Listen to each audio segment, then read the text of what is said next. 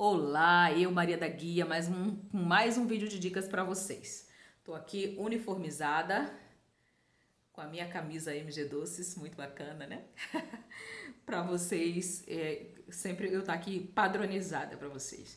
Então, qual é a dica de hoje? Esse é um vídeo de dicas. Já, ó, mete o dedo no like aí, deixa teu like para mim, porque esse like faz com que esse canal cresça e esse vídeo seja mostrado para mais pessoas, porque tem muita gente que precisa desse conteúdo que eu posto aqui.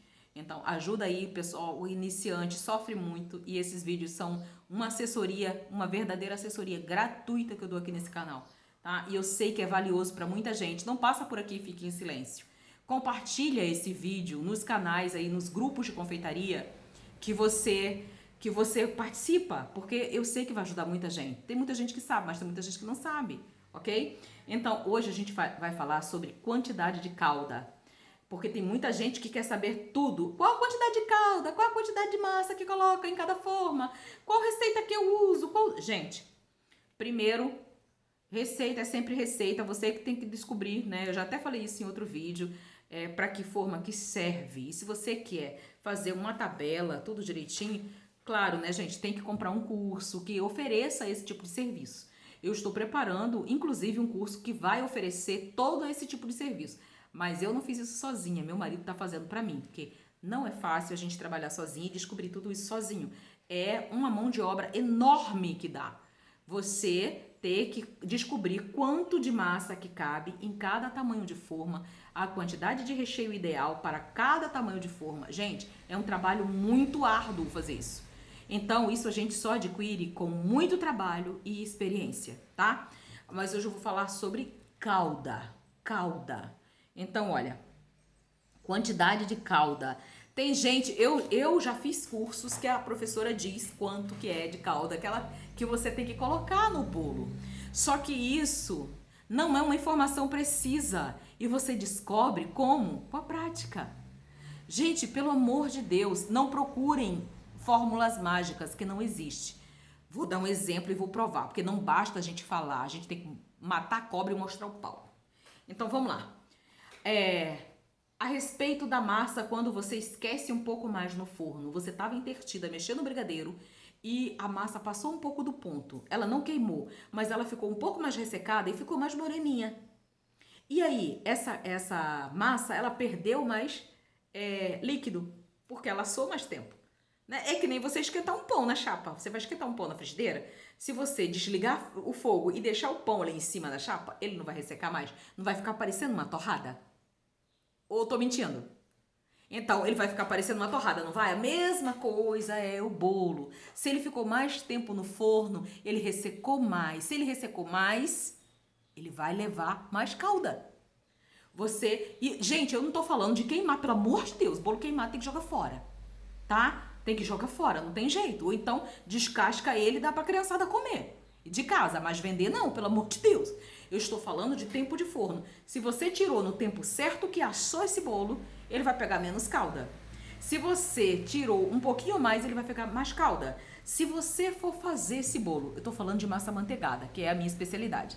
Se você fez a massa amanteigada hoje e recheou e prensou o bolo hoje, ele vai pegar menos calda, que ele ainda está com mais umidade. Se você fez o bolo hoje amanteigado e for só prensar ele amanhã, ele vai pegar um pouco mais de calda. Quem é que te diz isso? Ninguém. Ninguém te diz isso.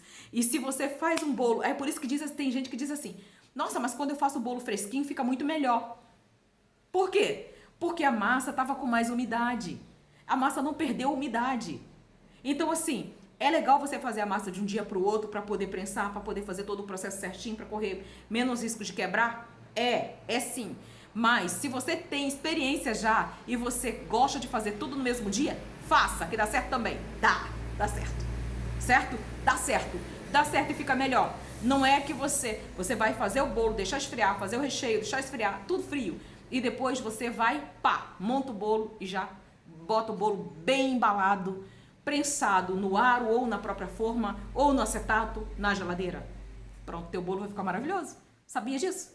Então, a quantidade de calda é você que tem que ver, que tem que colocar o dedinho assim, ó, em cima da massa e ver que tá tipo uma esponjazinha molhada, mas sem excesso. Outra coisa, para quem trabalha com massa pão de ló, que não é o meu caso, mas eu vou dizer para vocês que eu já trabalhei com massa pão de ló e que já aconteceu isso. Eu não tô falando aqui coisas que eu não vivi. Eu tô falando coisas aqui que eu já vivi, que eu já amarguei, que eu já, enfim, que eu tive que aprender com as cacetadas. Porque ninguém me disse isso. É por isso que eu gravo esses vídeos aqui para vocês. Então, deixa teu comentário para mim, porque realmente, além de eu merecer, né, esse comentáriozinho seu, esse canal vai crescer se você deixar esse comentário. Esse canal vai crescer se você deixar seu like. E essa informação você não acha em qualquer lugar. Isso aqui é uma consultoria gratuita que eu te dou, que fica gravado aqui para você ver quantas vezes você quiser. E ninguém te fala isso. Você faz cursos, inclusive, e as pessoas não falam isso. Porque todo mundo hoje está condicionado, né? Que quer tudo pronto. Eu quero saber quanto que cabe nessa massa, nesse tabuleiro. Eu quero saber quanto de recheio. Eu quero saber quanto de calda. Eu quero saber quanto de chantilly que eu vou gastar. Não, gente... Pelo amor de Deus, qual é a quantidade de chantilly que eu uso para decorar um bolo aro 15? Depende da decoração que você vai fazer, meu bem. Porque uma decoração espatulada é uma quantidade de chantilly. Uma decoração toda em rosetas é outra quantidade de chantilly. Uma decoração toda com rosas em cima é outra quantidade de chantilly. Então, não tem como ser preciso. Tem? Não tem. Vai depender do que você está fazendo. Então, quantidade de calda vai depender do tempo de forno, de quanto a sua massa descansou e também da massa que você está usando. Se é massa pão de ló e você molha muito, sabe o que vai acontecer? Quando o cliente fincar a faca em cima do bolo e cortar, o bolo vai abrir. Ele vai continuar gostoso? Vai, mas vai despedaçar todo. Como é que o cliente vai cortar as fatias para poder servir os pratos? Então, a quantidade de calda é diferente de uma massa pão de ló, de uma massa com óleo, de uma massa com manteiga. É diferente se o bolo ficou mais tempo no forno ou menos tempo. É diferente se essa massa descansou ou se você prensou no mesmo dia. Tudo isso dá diferença na quantidade de calda. E o que eu quero que você entenda nesse canal é que você precisa entender que você precisa aprender isso na prática sozinha, tendo cuidado, fazendo devagar as coisas. Bota um pouco, olha, aperta, vê se aquele é o suficiente, se precisa de mais um pouco. Não, é melhor pecar pela falta do que pelo excesso, porque se você colocar um pouquinho menos, o bolo não vai desmoronar, se você nem vai vazar, porque é terrível um bolo vazando calda. Então, assim, é ruim, os clientes gostam de bolo molhadinho, mas é melhor você pecar pelo excesso do que pela falta do que pelo excesso, nesse caso. Até o recheio, se você coloca muito recheio, ele pode escorregar a massa de cima dele. Então, ou não aguentar se for uma massa de pão de ló, por exemplo, não aguentar o peso do recheio se você coloca um brigadeiro em cima. Gente, então tudo você tem que pensar. Não espere tudo pronto. Procure soluções para aquilo, tá? Veja dicas como essa, indique esse canal para outras pessoas, porque vai ajudar sim muita gente, tá? Então, ó, agora deixa o teu comentário. Não esquece teu like, hein?